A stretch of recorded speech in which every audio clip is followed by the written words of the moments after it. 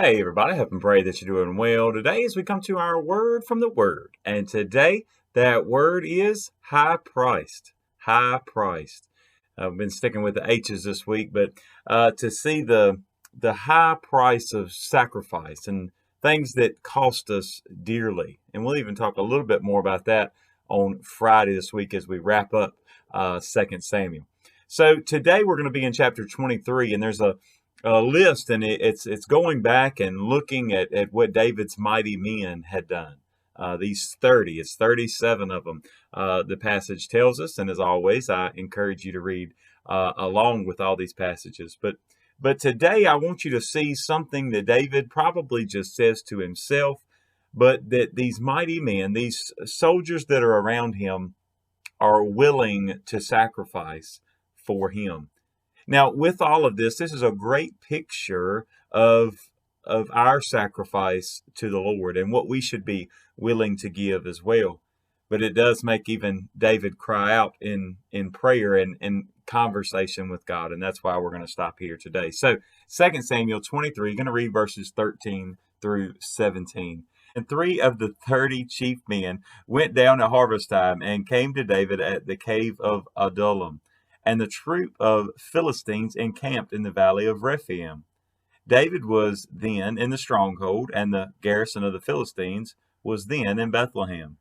And David said with longing, "Oh, that someone would give me a drink of water from the well of Bethlehem, which is by the gate." So the 3 mighty men broke through the camp of the Philistines, drew water from the well of Bethlehem that was by the gate, and took it and brought it to David.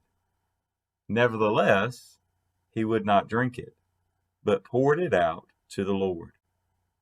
And he said, "Far be it from me, O Lord, that I should do this. Is this not the blood of the men who went in jeopardy of their lives?" Therefore he would not drink it. These things were done by the 3 mighty men. Now, you would think, I know, even at first reading, you think, man, these men risk it all to go get David some water from Bethlehem, probably something that just reminded him of home. Now, to let you know, most will say that this is probably, this is a 25-mile round trip journey that they went on. And likely when he was fleeing from Saul, but sometime as they're looking back as to what was going on. But he just basically kind of says out loud to himself, "Oh, that I wish that I had some water from Bethlehem." Well, his wish, as these men heard it, they made it their command, that they desired to serve him, and that was the way that they served the Lord as well.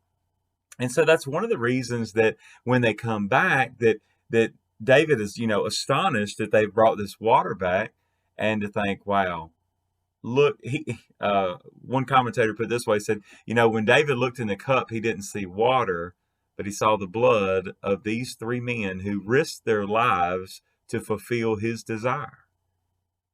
And this is a great picture of the way that you and I, that's why David poured it out as an offering, because he saw it as the sacrifice that was given to him, and he wanted to pass that on to the Lord. But this is a great example for you and I to see, even in prayer and our conversations with God, that we're willing to offer up everything to him.